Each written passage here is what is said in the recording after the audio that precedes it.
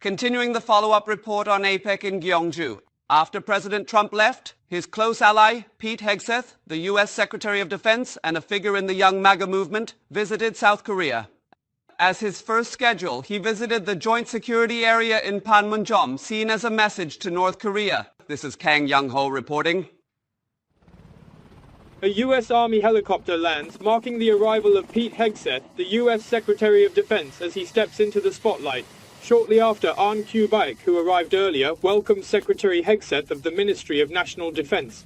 On the first day of his two-day South Korea visit, Secretary Hegseth's first stop was the Joint Security Area in Panmunjom. The two ministers received a briefing from both countries' battalion commanders and visited the Panmunjom Conference Hall.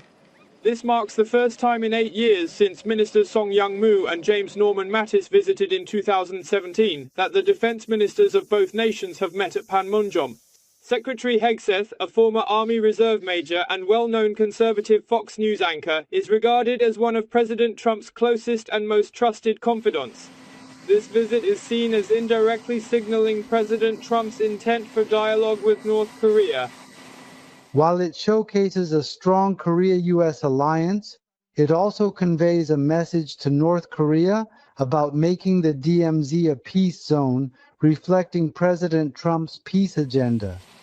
Secretary Hegseth will hold the 57th Korea-U.S. Security Consultative Meeting with Minister Ahn Kyu-baik tomorrow.